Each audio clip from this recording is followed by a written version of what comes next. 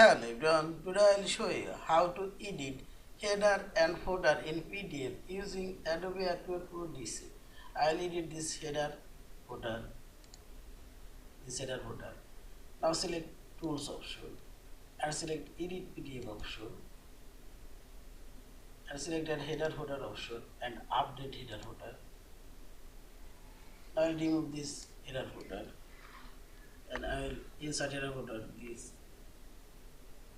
left footer. I'll type your footer here. Title page. You can change font size, font color. Also you can change page range. I'll apply all page. Okay. And color also will change. And font size will be on 40. So 14. Now select OK. And see this.